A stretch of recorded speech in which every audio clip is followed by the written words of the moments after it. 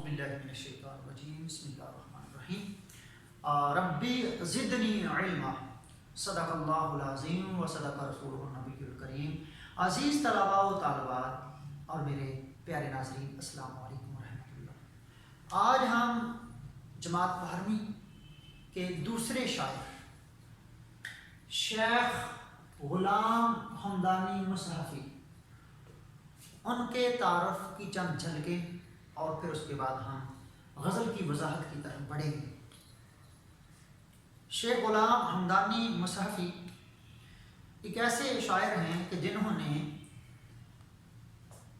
ایک ہی زمانے میں بر وقت دلی میں بھی اور دلی کے اجڑنے کے بعد لکھنؤ میں بھی اپنی شاعری کا لوہا منوایا، اور یہ ایک ایسے واحد شعراء میں سے ایک ایسے شاعر ہیں کہ جنہوں نے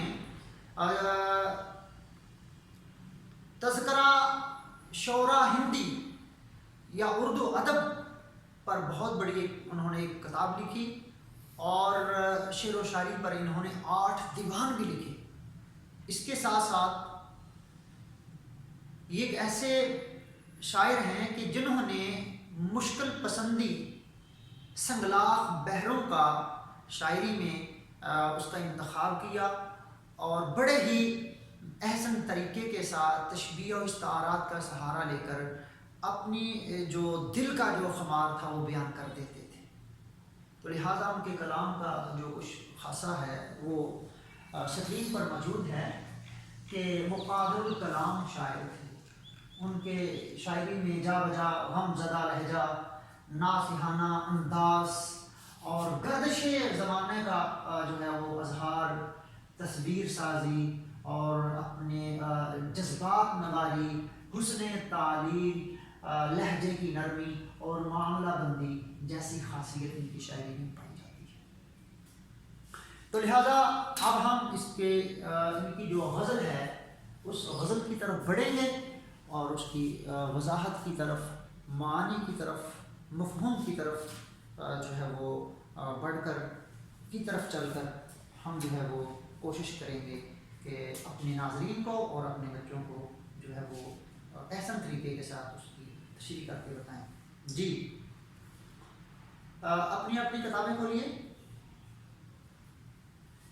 دنیا میں جب تلک میں اندوہگی رہا، غم دل سے اور دل سے میرے غم کریں رہا۔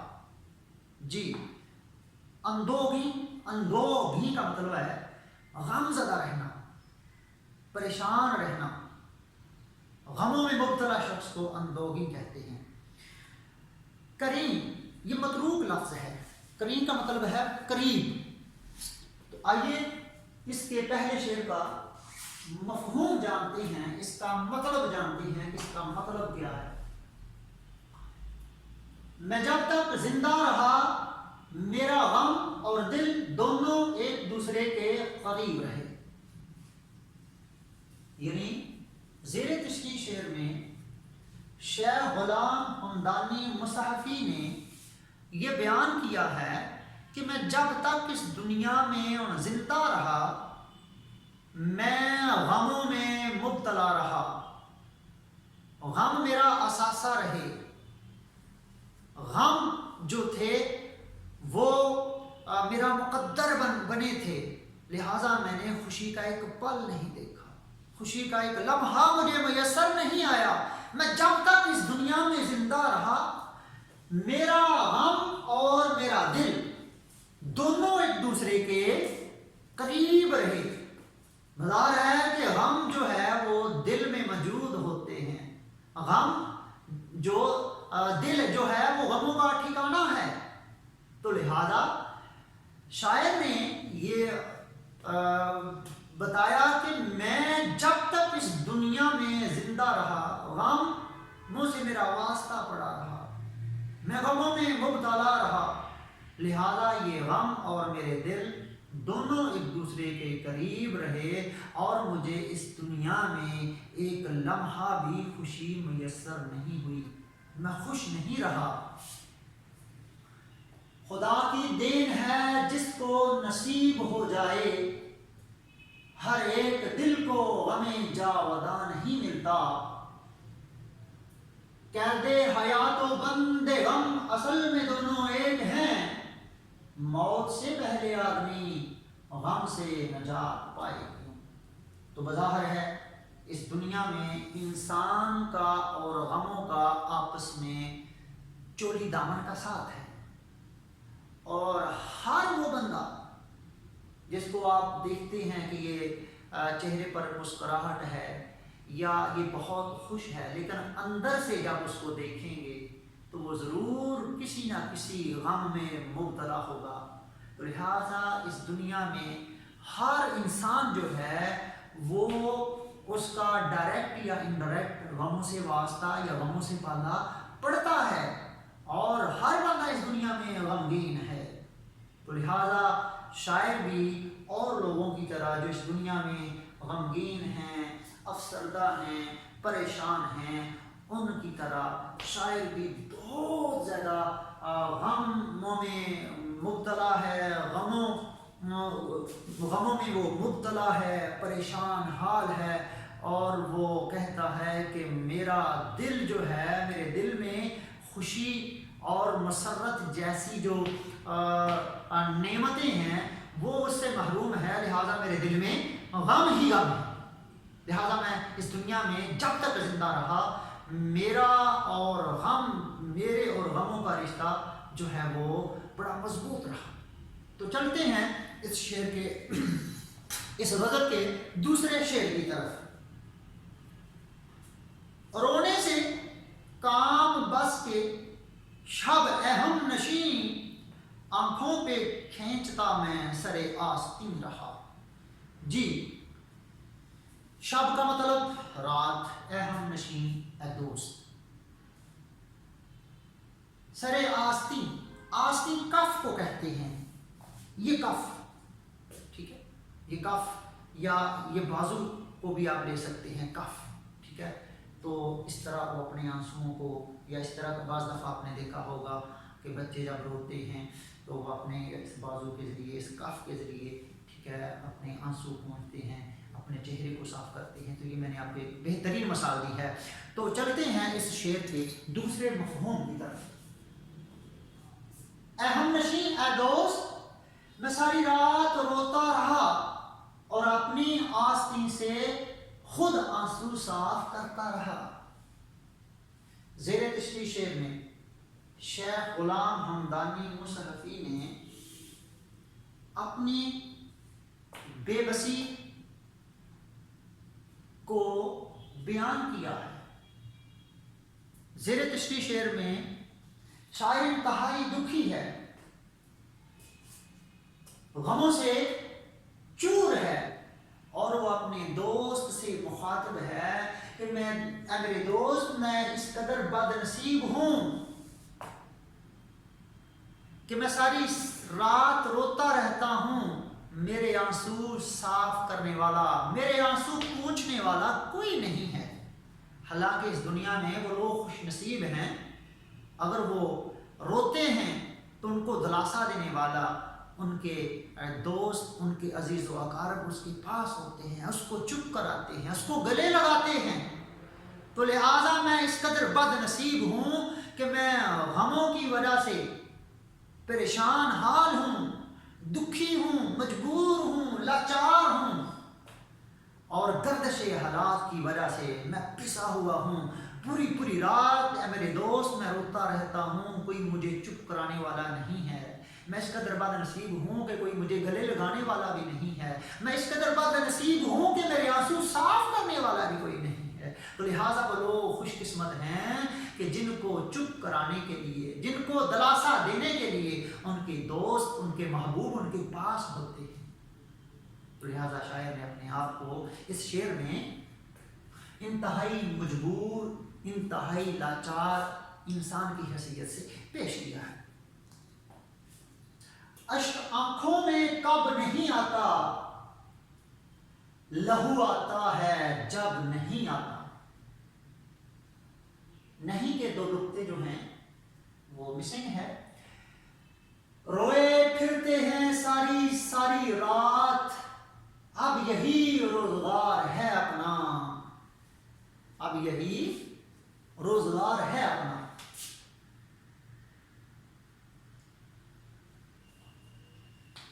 تو لہٰذا شیخ غلام حمدانی مصحفی جو ہیں وہ غموں سے، وہ دکھوں سے جو ہیں وہ پریشان حال ہیں، اور اس کیفیت میں وہ چاہتے ہیں کہ کوئی اس کے پاس ہو اور اس کو دلاسا دے، اور اپنی اس انتہائی جو ہے وہ دل خراش جو صورتحال ہے وہ اپنے دوست کے ساتھ بیان کر رہے ہیں۔ تو چلتے ہیں اس غزل کے تیسرے شعر کی طرف۔ نازک مزاج تھا میں بہت اس چمن کے بیچ، جب تک رہا تو خندائے گل سے حزین رہا۔ جی یہاں شاعر نے مبالغہ آئی اور سنت حسن تعلیل کا جو ہے وہ سہارا لیا ہے۔ نازک مزاج تھا میں بہت اس چمن کے بیچ، یعنی میں اس چمن میں اس قدر نازک مزاج تھا۔ یہاں چمن سے مراد ہم لیں گے دنیا کو۔ جب تک رہا تو خندہ گل، خندہ مسکرانا، گل پھولوں کا مسکرانا، حزین، حزین کا مطلب گراں گزرنا، تکلیف پہنچانا، تو یعنی پھولوں کا مسکرانا بھی مجھے تکلیف پہنچاتا تھا، یا پھولوں کا مسکرانا بھی مجھ پر گراں گزرتا ہے۔ تو آئیے شعر نمبر 3 کے مفہوم کی طرف چلتے ہیں۔ میں اس قدر نازک مزاج تھا کہ پھولوں کا مسکرانا بھی مجھ پر گراں گزرتا تھا، یا پھولوں کے مسکرانے سے مجھے تکلیف پہنچتی تھی۔ تو یہاں شاعر نے بہت بڑی بات کہہ دی اور مبالغہ آرائی کا بھی سہارا لیا ہے، چونکہ یہ ایک شاعری کا ایک خاصیت ہے کہ جہاں شعری اصطلاح، جہاں تلمیح کا سہارا شاعر لیتا ہے، تلمیح کا رنگ ہوتا ہے، تشبیہ کا رنگ ہوتا ہے، کہ تشبیہ کے جو ہیں 5 ارکان ہیں، استعارہ کا سہارا لے کر شاعری کو بہترین انداز میں جو ہے وہ پرونے کی کوشش کرتا ہے۔ تو آئیے عزیز طلباء طالبات اس کی وضاحت کی طرف چلتے ہیں۔ تو زیر تشریح شعر میں شاعر نے بڑے ہی خوبصورت انداز کے ساتھ اور مبالغہ آرائی اور تشبیہ کا سہارا لے کر بیان کرتے ہیں کہ اس دنیا میں اس قدر نازک مزاج تھا کہ پھولوں کا مسکرانا بھی مجھ پر گراں گزرتا تھا، یعنی پھولوں کا مسکرانا مجھے تکلیف پہنچاتا تھا۔ یعنی شاعر نے یہ بیان کرنے کی کوشش کی ہے اور بتانے کی کوشش کی ہے کہ اس دنیا میں مجھے اس قدر غم پہنچائے، مجھے غم ملے کہ کسی کی چھوٹی سی چھوٹی بات بھی مجھ پر گراں گزرتی تھی۔ جیسے کہتے ہیں کہ کسی کا پھول مارنا، جب انسان انتہائی اذیت اور تکلیف میں ہو تو اگر اس کو پھول بھی مارا جائے تو کسی پتھر سے کم نہیں ہوتا۔ بعض دفعہ انسان اس طرح کی پوزیشن اور کفیت میں ہوتا ہے، تو شاعر بھی اس دنیا سے جو ملنے والے غم تھے، گردش حالات کی وجہ سے وہ اس قدر نازک مزاج ہو چکا تھا، اس قدر حساس ہو چکا تھا کہ لوگوں کی چھوٹی سی چھوٹی بات بھی اس پر گراں گزرتی تھی، اسے تکلیف پہنچاتی تھی۔ اس کا مطلب یہ ہے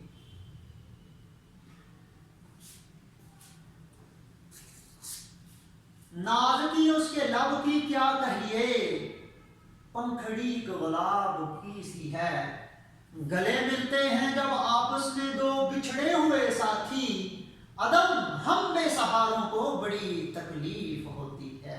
لہذا شاعر کو اس دنیا میں محبوب کی وجہ سے یا گردش حالات کی وجہ سے بہت سی تکالیف کا جو ہے وہ سامنا کرنا پڑا، بہت سی اذیتوں کا سامنا کرنا پڑا ہے، جس کی وجہ سے وہ انتہائی نازک مزاج ہو چکا ہے، انتہائی حساس ہو چکا ہے، اس قدر حساس ہو چکا ہے کہ اس کو چھوٹی چھوٹی باتوں سے بھی تکلیف پہنچتی ہے، حتیٰ کہ پھولوں کا مسکرانا بھی اس کے لیے باعث تکلیف ہے۔ تو آئیے چلتے ہیں اس غزل کے 5ویں شعر کی طرف،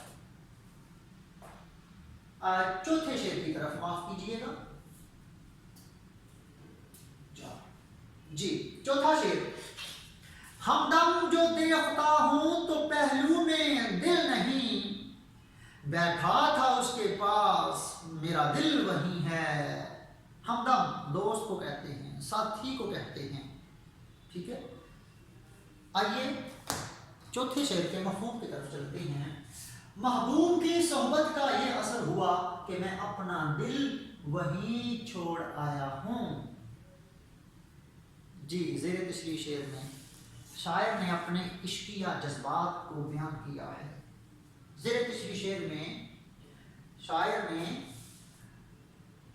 अपना और अपने महबूब की जो बेहद्दो बेहसाब जो मोहब्बत है, उस मोहब्बत का बेहतरीन नक्शा खींचा है। अपने महबूब की खूबसूरती को, अपने महबूब के रौब को बयान किया है कि जब मैं मुलाकात के लिए अपने महबूब के पास जाता हूँ और मुलाकात के बाद जब मैं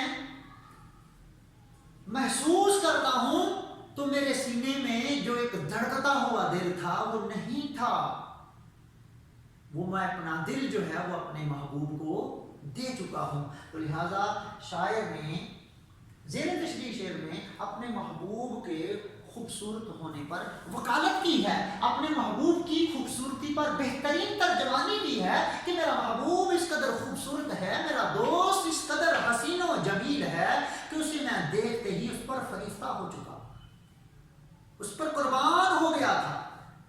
उसको अपना जो इंसान का सबसे जो कीमती जो असासा है वो उसका दिल है। तो लिहाजा अब मैं अपने सीने में धड़कते हुए दिल को महसूस नहीं कर रहा और यूँ महसूस कर रहा हूँ कि मैं अपने दिल को महबूब के हवाले कर दिया है। तो नाज़रीन और मेरे अजीज तलबा, दिल जो है जब इंसान किसी को दे बैठता है या कुर्बान कर देता है तो फिर ये किसी और की सल्तनत बन जाता है, इसका हुक्मरान कोई और हो जाता है। फिर ये किसी के की मोहब्बत में, किसी के इश्क में, किसी की लगन में अख्तियार में नहीं रहता, ये किसी के और के अख्तियार में हो जाता है। या इसके हकीकी में इसको लेकर हम चलें तो जब ये अल्लाह की मोहब्बत में गिरफ्तार हो जाता है तो फिर ये दिल वो ही करता है जो ऊपर से इशारा होता है, और अगर इसके मजाजी की तरफ लेकर चलें तो फिर ये दिल वही करता है जो महबूब कहता है। लिहाजा दोनों तरह से मैंने इसकी वजाहत कर दी। तो आइए इनके अशार की तरफ चलते हैं। दिल में अब यूं तेरे भूले हुए गम आते हैं, जैसे बिछड़े हुए काबा में सनम आते हैं, एक एक करते हुए जाते हैं तारे रोशन, मेरी मंजिल की तरफ तेरे कदम आते हैं। लिहाजा ये दिल किसी और की जागीर हो जाए, किसी और की सल्तनत हो जाए, कोई इसका मालिक हो जाए तो फिर इंसान के पास की बात नहीं रहती। इंसान जो है वो अपना सारे अख्तियार अपने महबूब को दे देता है। तो लिहाजा शायर ने भी यही रंग इसमें बयान किया है कि महबूब की सोहबत के असर की वजह से मैं अब अपने पहलू में, अपने सीने में धड़कते हुए दिल को महसूस नहीं करता, अगर महसूस करता हूँ तो अपने महबूब को करता हूँ। तो चलते हैं इस गज़ल के 5वें शेर की तरफ। बड़ा खूबसूरत शेर है। आखिर को होके लाला उगा नो बहार में, खूने शहीद इश्क ना ज़ेरे ज़मीं रहा। जी, आखिरकार लाला सुर्ख रंग के फूल को उगना, खिलाना, नो बहार मौसम बहार में, खूने शहीद, शहीद का खून, ठीक है, ज़ेरे ज़मीं, ज़मीन के नीचे ना रहा। तो आइए इसके मफ़हूम की तरफ चलते हैं। शेर नंबर 5 जिसका मतलब यूं है, आखिरकार मौसम बहार में जहां शहीद का खून गिरा वहां सुर्ख रंग का फूल निकल आया या सुर्ख रंग का फूल खिल आया। मैं बारहा कहता हूं कि जरूरी नहीं कि जो मैं अपने बच्चों को या अपने नाज़रीन को जो मफ़हूम बता रहा हूं इसमें किसी किस्म की अमेंडमेंट नहीं की जा सकती है। अगर बच्चों आप कोशिश करें तो बहुत अच्छा मफ़हूम आप घर से भी करके आ सकते हैं, लेकिन ये आपको समझाने के लिए और अपने नाज़रीन को बताने के लिए کہ جو غزل ہے یا حصہ نظم ہے، جو شاعری ہے، یہ رٹا لگانے سے نہیں بلکہ سمجھنے سے آتی ہے۔ آخرکار موسم بہار میں جہاں شہید کا خون گرا، وہاں سرخ رنگ کا پھول نکل آیا یا سرخ رنگ کا پھول کھل اٹھا۔ عزیز طلباء و طالبات اور میرے ناظرین، بڑا ہی خوبصورت شعر، اور یہاں بھی شاعر نے تشبیہ کا سہارا لیا ہے، سنت حسن تعلیم کا بھی یہاں انہوں نے ایک جٹکا لگایا ہے۔ تو اس کا مطلب یا اس کا مفہوم بیان کرنے کے بعد اس کی وضاحت کی طرف چلتے ہیں کہ زیر تشریح شعر میں شاعر نے ان شہیدوں کا تذکرہ کیا ہے جو اللہ کے دین کی سربلندی کے لیے، جو اللہ کے دین کی سربلندی کے لیے قربان ہو جاتے ہیں، شہید ہو جاتے ہیں۔ تو ظاہر ہے کہ جو لوگ شہید ہوتے ہیں، جب تلوار کا وار لگتا ہے یا ان کو گولی لگتی ہے تو جسم سے جو ہے وہ خون نکلتا ہے۔ تو شاعر نے ان کے جسم سے نکلنے والے خون کی اہمیت کو بیان کیا ہے، ان کے فضائل کو بیان کیا ہے۔ اور اللہ تبارک و تعالیٰ نے بھی اپنے شہیدوں کے بارے میں قرآن مجید میں ارشاد فرمایا ہے کہ وَلَا تَقُولُوا لِمَن يُقْتَلُ فِي سَبِيلِ اللَّهِ اموات، کہ انہیں مردہ مت کہو جو اللہ کی راہ میں شہید ہو جاتے ہیں، بل احیاء وَلَٰكِن لَا تَشْعُرُونَ، بلکہ وہ تو زندہ ہیں اور تمہیں ان کی زندگی کا کوئی شعور نہیں ہے۔ تو لہذا شہداء لوگ ان کو خراج عقیدت پیش کرتے ہوئے بیان کرتے ہیں، شاعر بیان کرتے ہیں کہ وہ شہید جو اللہ کی بارگاہ میں اللہ کی دین کے سربلندی کے لیے یا اپنی سلطنت کی حفاظت کے لیے اپنی سرحدوں کی حفاظت کرتے کرتے اس دنیا سے رخصت ہو جاتے ہیں، اور جب ان کا خون زمین کے اوپر گرتا ہے اور موسم بہار جب آتی ہے تو پھر ان کا خون پر سرخ رنگ کا جو لالا ہے، جو سرخ رنگ کے جو پھول ہیں وہ زیر زمین نہیں رہتے بلکہ موسم بہار میں وہ لالا کی صورت میں نکل آتے ہیں، کھل اٹھتے ہیں۔ تو لہذا شاعر نے ان اشعار میں زیر تشریح شعر میں شہیدوں کے مقام کو، ان کے مرتبے کو اور ان کا جو گرنے والا جو خون ہے ان کی فضیلت کو بیان کیا ہے، ان کے مقام اور مرتبے کو بیان کیا ہے۔ اور حدیث قدسی ہے کہ جب میرا بندہ میرے دین کی سربلندی کے لیے شہید ہوتا ہے تو اس کا پہلا خون کا قطرہ گرنے سے میں اس کے سارے گناہ معاف کر دیتا ہوں۔ تو شہادت ہے مطلوب و مقصود مومن، نہ مال غنیمت نہ کشور کشائی۔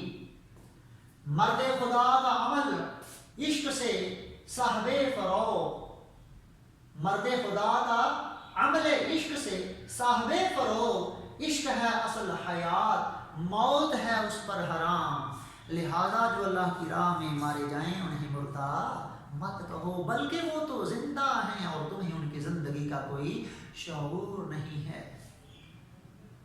تو لہذا اس شعر کو میرے بچوں آپ عشق مجازی میں بھی بیان کر سکتے ہیں، لیکن بہتر یہی ہے کہ آپ اس کو عشق حقیقی میں بیان کریں تو مزید میں آپ کو اچھے نمبر مل سکتے ہیں۔ تو آئیے چلتے ہیں اس کے شعر نمبر 6 کی طرف۔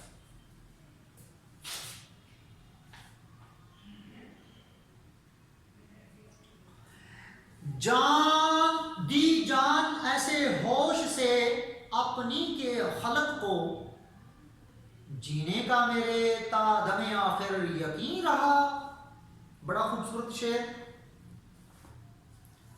جس کا مطلب کچھ یوں ہے کہ میں نے محبوب پر اپنی جان تو قربان کی لیکن کسی نے میرے مرنے کا یقین نہیں کیا۔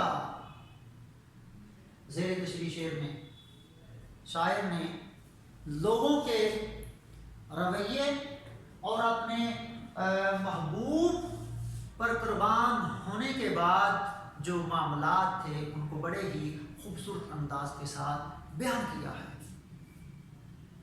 کہ میں نے اپنے محبوب پر جان تو قربان کر دی ہے، میں اپنے محبوب پر قربان ہو چکا ہوں، لیکن میرے قربان ہونے کے بعد بھی میرے محبوب نے اور دیگر لوگوں نے ابھی تک یقین نہیں کیا کہ میں کس کی خاطر قربان ہوا ہوں۔ تو لہذا زیر تشریح شعر میں شیخ غلام حمدانی مصحفی نے لوگوں کے تلخ رویوں کو بیان کیا ہے، اس پر شکوہ کیا ہے۔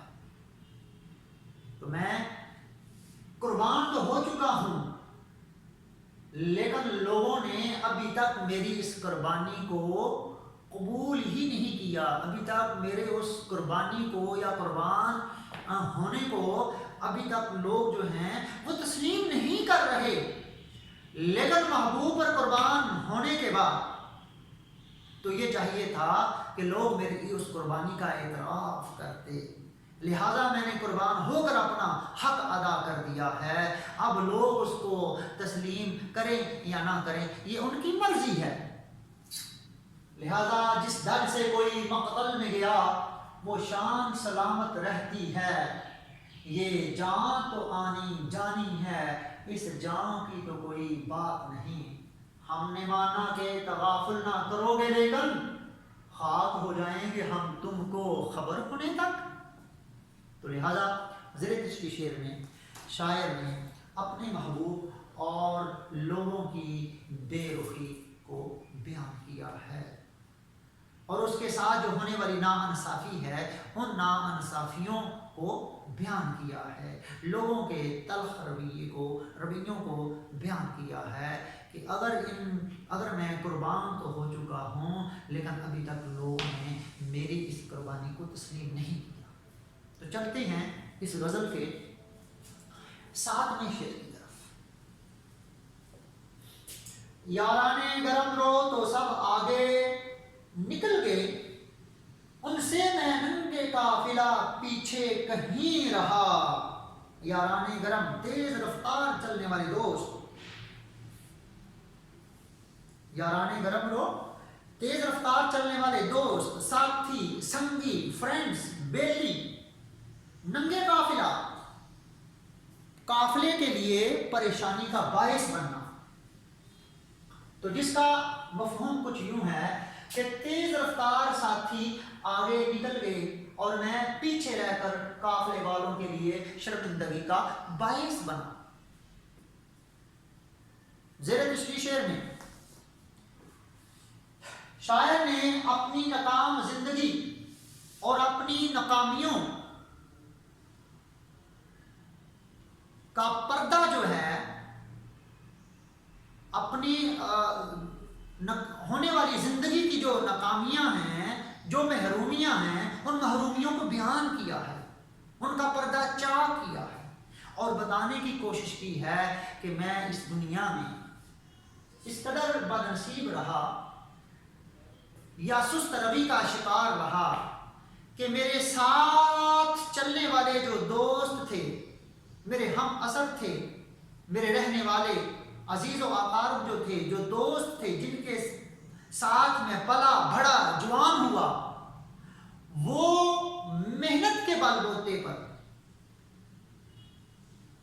وہ بہت آگے بڑھ چکے ہیں اور میں سست روی کا شکار رہا، میں ہاتھ پہ ہاتھ دھرے بیٹھا رہا اور میں ان سے بہت پیچھے رہ چکا ہوں، اور بلکہ جس قافلے کے ساتھ، جن دوستوں کے ساتھ میں نے ایک زندگی کا حصہ گزارا، اب میں ان کے لیے ایک شرمندگی کا باعث بنا ہوں کہ لوگ کہتے تو ہوں گے کہ یہ دوست تمہارے ساتھ پڑھتا تھا یا رہتا تھا۔ تو لہٰذا شاعر نے اپنے ساتھ جو محنتی لوگ ہیں ان کی ترجمانی کی ہے، اور شاعر ہمیں بھی درس عمل دے رہا ہے کہ جو لوگ محنت کریں گے، آگے بڑھیں گے، وہ ضرور کامیاب ہوں گے، اور جو لوگ میری طرح سست روی کا شکار ہو جائیں گے وہ نہ صرف اپنے لیے شرمندگی کا باعث بنیں گے بلکہ اپنے دوستوں کے لیے بھی، اپنے معاشرے کے لیے بھی اور اپنے ملک کے لیے بھی شرمندگی کا باعث بنیں گے۔ تو لہٰذا شاعر ہمیں درس عمل دے رہا ہے کہ اگر تم چاہتے ہو کہ تم عزت حاصل کرو، تم سرخرو ہو جاؤ، تم کامیاب ہو جاؤ، تو پھر تم کو بھی اپنے ان دوستوں کی طرح جو قافلے سے بہت آگے نکل چکے ہیں ان کی طرح محنت کرنا ہوگی۔ چلنے والے نکل گئے ہیں، جو ٹھہرے ذرا کچل گئے ہیں، میں اکیلا ہی چلا تھا جانب منزل مگر لوگ ساتھ آتے گئے اور کارواں بنتا گیا۔ اگر انسان ٹھوس عزم کے ساتھ، امید کے ساتھ، اللہ پہ توکل رکھ کر کسی کام کی غرض سے چلتا ہے تو پھر اس کے درمیان دنیا کی کوئی چیز حائل نہیں ہو سکتی اگر نیت صاف ہو۔ تو جب انسان کی نیت خراب ہو جائے، جب انسان اللہ پہ بھروسہ کرنا چھوڑ دے، سستی کا شکار ہو جائے، تو پھر اسی جو پیغام دیا ہے کہ پھر اس کے جو ساتھی ہیں وہ اسے آگے نکل جائیں گے۔ جس کے ساتھ تمہارا مقابلہ ہے، آپ کے مقابلے والے، جس قافلے کے ساتھ تم سفر کر رہے ہو، وہ قافلے والے بہت آگے نکل جائیں گے اور تم پیچھے رہ جاؤ گے۔ تو لہٰذا شاعر نے قارئین کو درس عمل دیا ہے کہ اگر تم چاہتے ہو کہ تم بھی اوروں کی طرح اپنی منزل پر پہنچ جاؤ، اپنی منزل مقصود پر پہنچنا چاہتے ہو، تو تم بھی پھر اپنے ان یاران گرم کی طرح، ان تیز رفتار لوگوں کی طرح، ان ذہین لوگوں کی طرح، ان محنتی لوگوں کی طرح تم بھی محنت کرو، تم بھی ان ذہین لوگوں کی طرح اچھے اچھے کارنامے سر انجام دو۔ تو جب تم اپنی منزل کی طرف بڑھو گے تو پھر لوگ تمہارے ساتھ ملتے جائیں گے اور کارواں بنتا جائے گا۔ تو آئیے اس غزل کے آخری شعر مقطع کی طرف چلتے ہیں۔ غزل کا آخری شعر جس میں شاعر نے اپنا تخلص بیان کیا ہو اس کو مقطع کہتے ہیں۔ رکھوں میں روک کیوں کہ دل اپنے کو مصحفی، میرے کہے میں اب تو میرا دل نہیں رہا۔ جی، زیر تشریح شعر میں جس کا مفہوم بیان کرنے کے بعد ہم وضاحت کی طرف چلیں گے کہ مصحفی میں اپنے دل کو قابو نہیں کر سکتا، خود اپنے آپ سے مخاطب ہے، یا میں اپنے دل کو اب کنٹرول نہیں کر سکتا، قابو میں نہیں رکھ سکتا کیونکہ یہ میرے اختیار میں نہیں۔ تو لہذا شاعر نے زیر تشریح شعر میں اپنے دل کی جو ایک اضطرابی کیفیت کو بیان کیا ہے، بے چینی کو بیان کیا ہے کہ جب سے اپنے جو ہے محبوب کو کہ میں نے درشن کر لیے ہیں، جب سے میں نے اپنے محبوب کو دیکھ لیا ہے، تب سے میرا جو دل ہے یہ اختیار میں نہیں ہے۔ اور یہ شعر، اس شعر سے پہلے یہ جو چوتھا شعر ہے، یہ دونوں آپس میں ان کا مفہوم کے لحاظ سے اور وضاحت کے لحاظ سے چولی دامن کا ساتھ ہے۔ اور پھر میں عرض کرتا چلوں کہ جو مقطع ہے یہ کبھی بھی بچوں پیپر میں نہیں آتا، تو لہٰذا اس کی وضاحت میں ضروری سمجھوں گا کہ ضروری نہیں کہ اس کو ہم سلیبس کو یا مقطع کو اس انداز میں چھوڑ دیں جو چیزیں غیر ضروری ہیں کہ یہ پیپر میں نہیں آتی تو کوئی بات نہیں، لیکن یہ چیزیں ہماری عملی زندگی میں ضرور کام آئیں گی۔ تو مصحفی نے اپنے دل کی جو اضطرابی کیفیت کو بیان کرتے ہوئے قارئین کو یا اپنے دوستوں کو یہ پیغام دے رہے ہیں کہ اگر دل جو ہے کسی اور کو انسان دے بیٹھے تو پھر اس دل پہ حکمرانی، اس دل پر راج کسی اور کا ہوتا ہے، وہ دل کسی اور کا سلطنت بن جاتا ہے اور اس پر حکمرانی کرنے والا کوئی اور ہو جاتا ہے۔